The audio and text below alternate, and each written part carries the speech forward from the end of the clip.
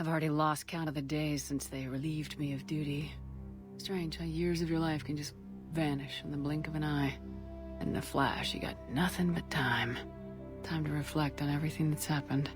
Hard to believe it's only been a few years since this all began. We were testing out the Normandy, Captain Anderson's new ship, when the distress call came in. An Alliance patrol on Eden Prime had been attacked. They'd seen something they couldn't explain. And whatever it was massive. I hit the ground with my lieutenant, Caden Alenko. A good kid, loyal, by the book, with a talent for biotics. We came across the lone survivor of the patrol, Gunnery Chief Ashley Williams. A soldier to the core. Tough, disciplined, ready to take on whatever came her way. Ashley joined up with us and took us to the spot where she lost her squad. That's when we saw it. The ship. Like nothing I'd ever seen. It was massive, scorching the colony and everything around it as it blasted away. We followed the path of destruction to an artifact, a beacon left by a long-dead race called the Protheans. The colony had dug it up, and whoever attacked them had tried to take it. Lieutenant Alenko made the mistake of getting too close. It hit him with some type of energy. I grabbed him and threw him out of the way. That's when it hit me. Hard. Every muscle in my body went rigid. I couldn't move, could barely breathe. Everything went black. And then I saw something. A vision. Dream. A nightmare. By the time I woke up, we were halfway to the Citadel on our way to meet the Council. I was expected to explain what I'd seen. Anderson came along. So did Udina, our political representative on the Citadel. With those two heavyweights, it seemed reasonable we could persuade the Council that the ship we'd seen was a potential threat. As was the individual behind the attacks. The main suspect for the Eden Prime massacre was a Turian Spectre named Saren. He'd been seen by one of the survivors from the colony at Eden Prime, and there was some evidence to suggest that the ship was connected to Saren. But even Udina's pointed accusations weren't enough to convince the Council. They just couldn't believe one of their chosen elite Spectres could be guilty of something like that. They needed proof, which meant I needed proof. Fortunately, I wasn't alone in my search. Garrus, another Turian, wanted to help. A top agent for Citadel security. Despite orders from his superiors that he shouldn't get involved, he told me he was suspicious of Saren and he had some useful leads. More importantly, he was willing to share them. That led me to Rex, the biggest, nastiest-looking Krogan bounty hunter I'd ever seen. He turned out to be more than just a brute. It was his intel that led us to a fugitive with incriminating evidence on Saren. The fugitive turned out to be an energetic little Quarian named Tali. A tech expert with a knack for hacking, she procured some information on Saren. Evidence that proved Saren was dirty. Tali's evidence proved that Saren was responsible for the massacre on Eden Prime, and the immense warship we'd spotted was in fact Saren's flagship. But it went much further. Saren was trying to find a way to bring back a race of sentient machines from dark space. Machines allegedly responsible for cleansing the galaxy of all organic life. These Reapers were blamed for wiping out all life 50,000 years ago, including the Protheans, then disappearing back through the mass relays to dark space, leaving no trace that they'd ever been. That explained why Saren was after the beacon, and it made some sense out of my visions, but not much else. We couldn't convince the Council that the Reapers were a threat, but they agreed Saren had to be stopped. They stripped him of his Spectre status and gave me the honor of becoming the first human Spectre. My first task? Bring down Saren. Anderson decided to stay behind, giving up his ship, the Normandy. He told me I'd need it more than he would. He also pointed me in a direction. Liara, a Prothean expert, adept in biotics, and maybe most importantly, daughter of Benezia, Saren's top lieutenant. And like most Asari, as beautiful as she is intelligent, and born with a unique ability to meld with other species. Liara was able to help me decipher some of the vision the beacon had given me. Nothing concrete, but it gave me some clues. And a new appreciation for the Asari. Her technique for accessing my vision was unexpected, but not at all unpleasant. Kaidan was a little concerned about the connection I shared with Liara. As commander, I knew either relationship had the potential to interfere with the mission. I told Liara about how I felt. Apparently, she felt it too. But we agreed we wouldn't let it get in the way of our mission, finding Saren. Thanks to Liara's help, we had our next lead, Venezia. Saren had taken her to Noveria, where he'd enslaved the queen of a dangerous race of insect-like creatures, the Rachni. He ordered Venezia to use the same technique Liara had used on me to extract information from the Rachni queen. The queen's drones were everywhere, and they were not happy. We had to fight through hundreds of them to get to Venezia. By the time we arrived, Saren was gone, with the information. I tried to reason with Venezia, but Saren had indoctrinated her. He had somehow acquired the ability to control people's actions and wills. Venezia wouldn't surrender, and Liara was forced to watch her mother die in her arms. And I was left with an angry, dangerous Rachni queen to deal with. She claimed her drones would do no harm if I released her, but the Rachni had terrorized the galaxy before. I couldn't do it. I wouldn't doom an entire species for past sins. And the Queen was true to her word. She left and took her army of drones with her. With Saren's top lieutenant dead, he was quickly running out of time and places to hide. I tracked him down at his base on Vermeer, but we soon learned it was more than a base of operations. It was a breeding ground. Saren was breeding an army of Krogan. He'd found a cure for the genophage, a disease inflicted on the Krogan to prevent them from breeding and taking over the galaxy. The Krogan Saren was breeding were slaves, mindless beasts that obeyed Saren's will. I had to destroy the base and all its research. Rex disagreed, violently. Rex wanted the genophage cure for his people. I tried to convince him to help me destroy it, that these Krogan weren't real. But he wouldn't back down. Fortunately, Rex is smarter than he looks. He realized this wasn't the way to help his people, and that Saren was the real threat. When we finally got to the center of the base, I realized just how close Saren was to completing his plan. He was already in communication with the Reapers. Sovereign, Saren's flagship we'd all assumed was just a ship, was a Reaper. It spoke to me, threatened me. I could feel the menace it had for every living thing. It wanted me dead. It wanted us all dead.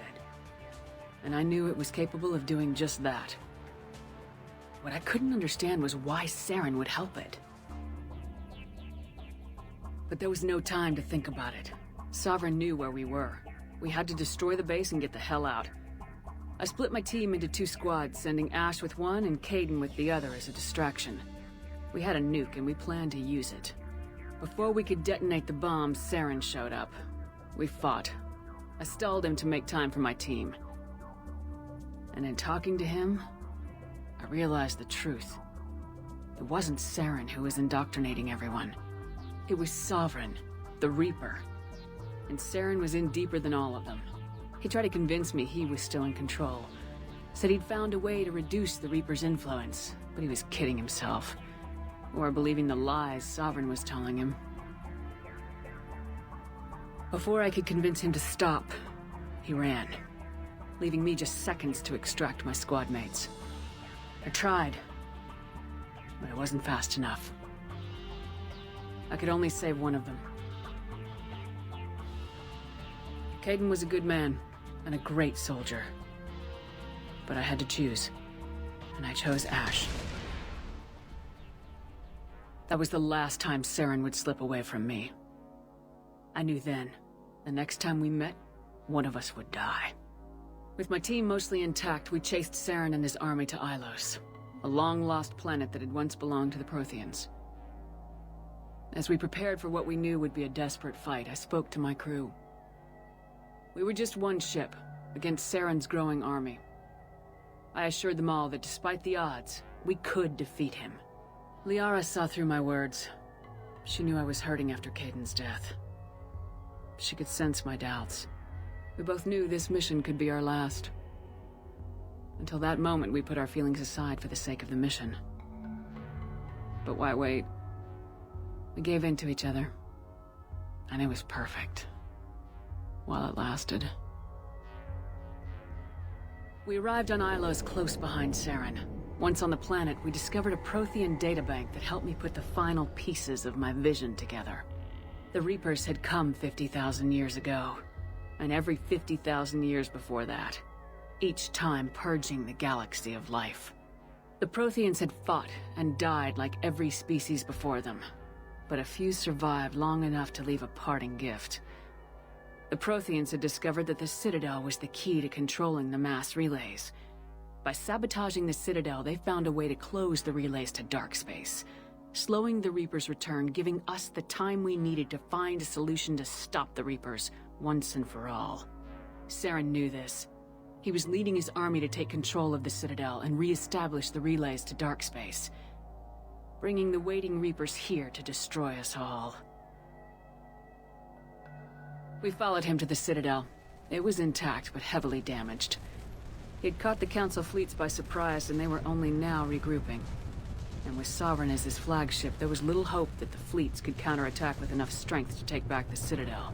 But Saren was done running, and I was done chasing him. As the Alliance and Council fleets battled Saren's army outside the Citadel, I cornered the Turian bastard in the Citadel tower and confronted him. He died believing that the Reapers would save him. As I fought to regain control of the Citadel, the Council's flagship, the Destiny Ascension, fell under attack. Despite Saren's death, Sovereign and Saren's army continued to fight. The Council was aboard the Destiny Ascension and they were requesting assistance. But I knew in order to help them, I would have to put our Human Alliance fleet in jeopardy. The Council had to be saved. They represented the hearts and minds of the galactic community. Without them, the fleets would be in disarray. Even with the Citadel back in my control, Saren defeated and the Normandy leading the combined galactic fleet. The battle against Sovereign, a single Reaper, was relentless. It took the combined fleets of humanity and the other races, but in the end, Sovereign fell. But the costs were immense. While humanity's efforts in the war earned us our first seat on the Council, it was a hollow victory. The Reapers were still out there. I knew the fight was far from over, but as the one who'd led the fight against Saren, I was given new responsibilities. The choice of humanity's first counselor was left to me to decide. On the one hand, Udina, the lifetime politician, ruthless and ambitious. He would easily navigate the political landmines that would soon be placed before him. The other choice, Captain Anderson, the career soldier. Tough but fair. But a friend, and someone I could trust. Both great leaders in their own right. Anderson didn't want the job, which was a sure sign he'd be perfect for it. No ambition to get in the way. The war was over. The threat had passed. In time, the Council would rebuild itself. The Citadel could be repaired. Even the pain of lost friends would fade. But none of that mattered if the Reapers were still out there. And if they were all as powerful as Sovereign, we had to find a way to stop them. I had to find a way. I gathered my crew, took my ship, and went in search of answers. Officially, the Council would only say I was assigned cleanup duty, routing out any remnants of Saren's army. But the Geth and Saren were just the beginning. The Reapers had other plans. A few months after the battle for the Citadel, while we were on patrol, we were attacked by an unknown vessel. Before we knew what was happening, we were disabled and forced to abandon ship. The Normandy was destroyed. We lost a lot of good people. I almost didn't make it myself. Technically, I was as close to death as you can get. By the time my body was recovered, there wasn't much left. The pro-human group Cerberus acquired what was left of my body and spent the next 2 years rebuilding me. My memories, abilities, everything. The person in charge of my recovery was a Cerberus agent, Miranda Lawson. Brilliant and efficient. But before I could be completely rehabilitated, the Cerberus facility we were in was attacked. I was forced to fight my way out. In my condition, I should have died. But an ex-Alliance soldier named Jacob Taylor kept me alive. We found Miranda and we escaped. They took me to meet the Elusive Man, the leader of Cerberus and the one who had ordered me rebuilt. The Elusive Man lived up to his name, offering half answers to many of my questions. But he did explain why he had brought me back. He believed I was the one person who could stop the Reaper threat. And he explained that the Reapers had a new ally, an insectoid race called the Collectors, the ones who had attacked the Normandy 2 years earlier. Since that time, they'd been systematically abducting entire human colonies and taking them beyond the Omega-4 relay, a place that no ships other than Collector ships ever returned from. The Elusive Man wanted me to find out why humans were being abducted, and to end it. In return, Cerberus would outfit me with a rebuilt Normandy, weapons, and a skeleton crew. As long as I agreed to take along Miranda, Jacob, and an illegal AI named Edie. I told the Elusive Man I wanted my own team, people I knew.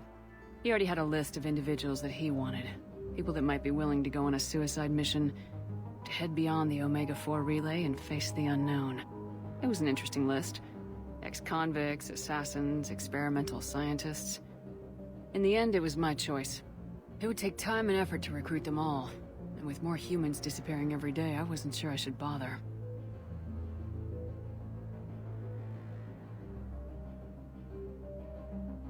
I decided I needed all the help I could get. Recruiting the team took me all over the galaxy. Along the way, I met some old friends. They were quick to join, despite the risks. As for the rest, finding them and convincing them to join me on a suicide mission was difficult. But keeping them from killing each other was next to impossible. They only had to stay alive long enough to complete the mission. I wasn't sure what difference it would make if they were happy doing it.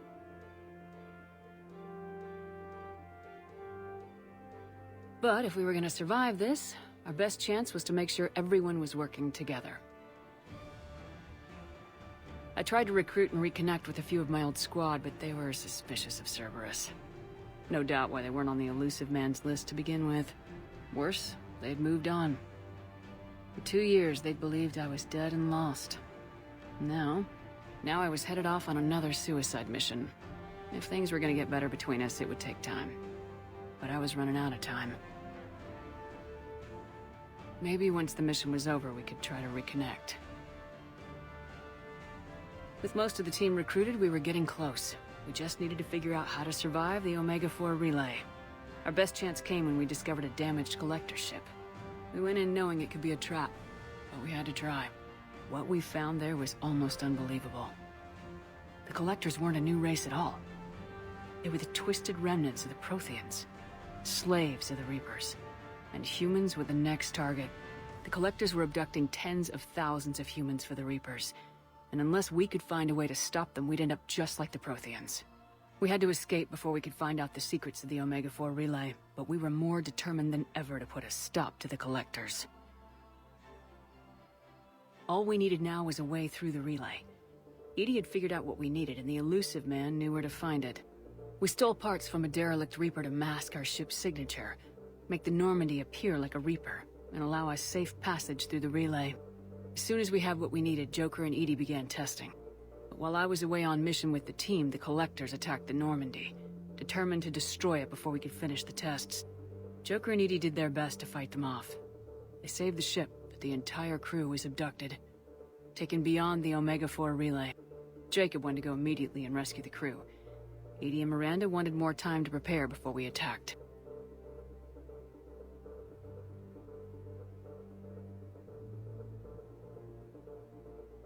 We had everything we needed to get through the Omega-4 relay safely.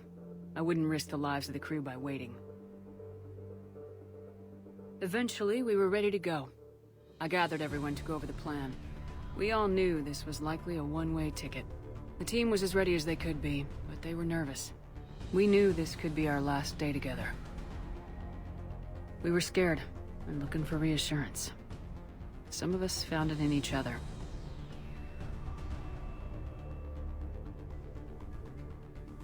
But I went to my cabin to be alone, to prepare for the attack, go over every detail.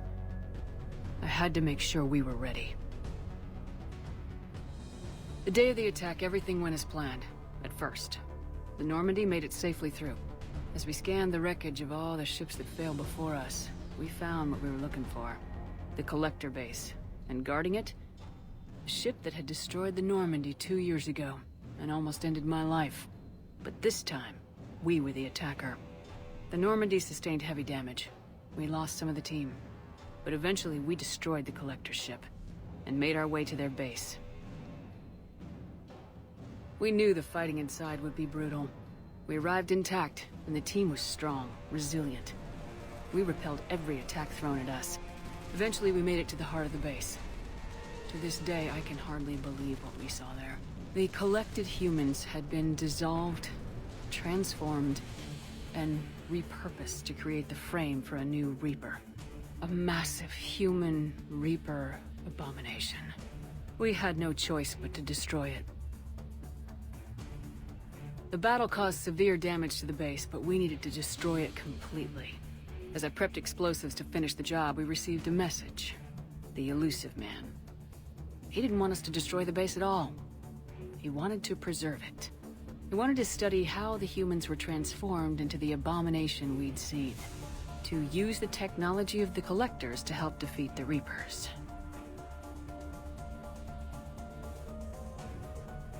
I always suspected the elusive man had his own motives, but I couldn't agree with him on this. We had stopped the Collectors. We would find a way to stop the Reapers without sacrificing our morality in the process. We destroyed the base, completely, and escaped back through the Omega-4 relay. The mission was over, but we paid a price for our success. We lost almost half the team, but at least we were able to rescue the crew in time. And in the end, we stopped the Reapers from creating a human Reaper abomination. And we bought everyone just a little more time. If only there was more time. The Reapers are still coming. Every day a bit closer. I handed every piece of intel on the Collectors in Cerberus over to the Alliance brass. They're not sure what to make of it, but at least they're listening. I just hope they figure out what to do about it soon. Before time runs out for all of us.